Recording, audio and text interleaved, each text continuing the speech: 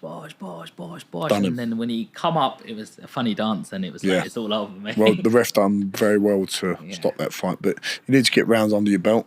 Yeah. But if you get them out of there, it's a bonus. But in long-term thinking, getting rounds in the belt, under the belt, is very, very important. And someone who I'm contracted to fight next, who we've organised with, is Rudenko, and he's proven at the top level to get rounds in. He fought Zhilei Zhang, couldn't stop him. Hughie Fury couldn't stop him. Povetkin couldn't stop him. So some very, very big names. Are you looking to make a statement? 24th of August. Well, the thing is now the 24th of August fight is off because Jack Catterall, the main event, has broke his ribs. Okay. So we're just in the process of reorganising that fight for in the next month or two. Rudenko's not a joke. No, he's not a joke at all. 44 fights, 36 wins. My most experienced opponent so far. 22 knockouts. Yeah.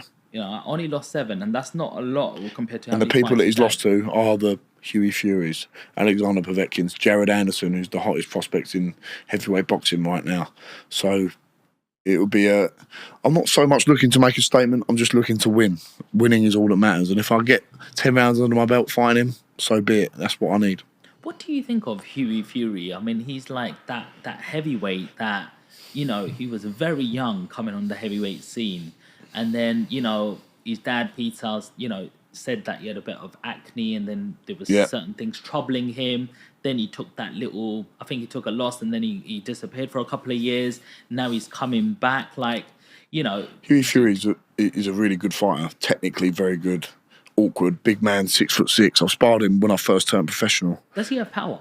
Yes, he does. It doesn't look like he has that finishing power. Yeah, he's not maybe not the power of a Daniel Dubois or Anthony Joshua, but any man over 14 stone 4, which is the cruiserweight limit, can seriously punch. And it's a big unit, lots of experience, great coach in Peter Fury, and he's still a force to be reckoned with. And it's going to be interesting to see how he comes back. A very nice man as well. He looked after me when I came for sparring in Congleton, it's called, near Manchester. Is there different in levels between when sparring Tyson Fury and Hughie Fury? Yeah. Tyson Fury is obviously mixed at the elite top level, but Hughie Fury's fought Joe Parker, Povetkin. I think he drew with Povetkin, if I remember. Was that Michael Hunter? But he still fought at the top level. But yeah, Tyson Fury is the top 1, top 2, top 3 guys in the world. Well, also you've been tipped top 10 in UK. Yep, I'm number 9 now. Yeah. I looked yesterday, so I'll keep an eye on it. But listen, it's just a nice little thing to be in them names. So I'm not saying I'm an amazing fighter, but it's a great little achievement to be in the top 10 in the UK. So Johnny, let's talk about some fight predictions. You got AJ versus Triple D. You know, from where I'm sitting as an amateur, I'm thinking AJ is the top dog. He's got all the experience behind him. He's been for world title fights already. He looks athletically there. And I'm looking at Triple D, where, you know, I think Joe Joyce beat him, didn't he? Yeah, he did back in a few years back. Yeah, now. and people said he quit. But obviously, you got to say, Triple D is quite young. He's only a year older than me. Yeah, he's 26. And he's a young, hungry lion. And he can whack. He can seriously punch. You've sparred with him. He's the hardest person I've ever been punched by. Really? Ever. And his jab is like a right hand when it hits you. Really? It is unbelievable power. He punches like an absolute horse. He's a massive, massive puncher. Really nice guy as well when you see him outside of the ring. But, yeah, I too would favour Joshua because of the experience of the level he's at. But Dubois fought Usyk now, and a lot of people thought Dubois beat Usyk with that body shot. Yeah. I think it was when I looked at it initially, I thought, what a great shot. But he's mixed it. He's on a good run. Beat Jarrell Miller.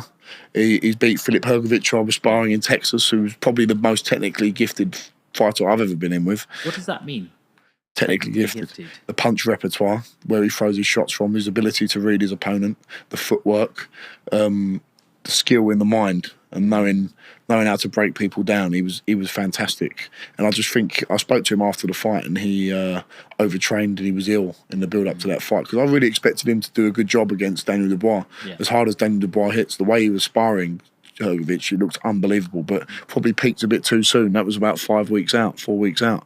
But coming back to Dubois and AJ, I would favour AJ, but as Ben Davison, AJ's coach, has said, this is heavyweight boxing, and Dubois can seriously whack, and he's proved in his mettle. I know a lot of people said he quit against Joe Joyce, but I'd like to see a lot of people deal with a broken eye socket and their eyeball running about in their head and see how they would feel. But what would you do in that situation? Don't know. Never been there. Would you lose on your shield, as they say, or?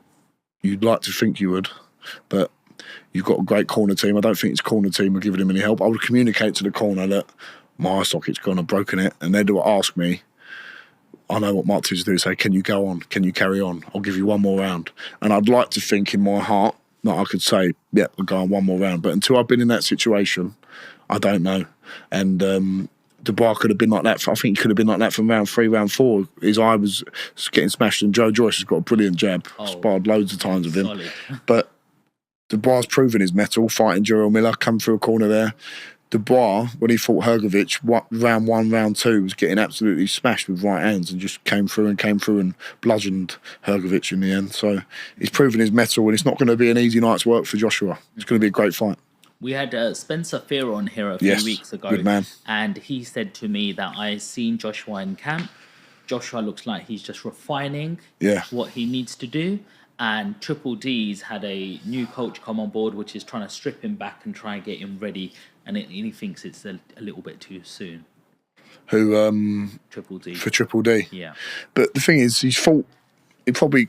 I agree that Joshua is the favourite, but he's mixed with the top guys. Usyk's the best in the division, and he's fought Usyk, and he's fought Jarrell Miller. He's fought Joe Joyce now, albeit a loss, and fought Hrgovic. Where else is there to go other than if you get a shot at the world title, you might as well have a go again. How does Triple D win against AJ? Joshua obviously has got the history of people, the stigma around him of, he can't take a punch. Obviously, you're a heavyweight, you get hit by one of these elite guys, you're going to feel it. I don't think it's that, but it will be playing on his mind that Dubois is a massive puncher. He's just got to bring the fight to Anthony Joshua. He's got to take a few risks in an educated way, and be the aggressor in the fight, not sit back too much. And Dubois got brilliant feet. He comes in a few inches in range, few inches out, and he's very good at counter right hands. If you just lean in a bit too much over your front foot, he will sting you with that backhand. And it never drops me, but it will shake you to your boots if it hits you. Have you ever sparred with AJ?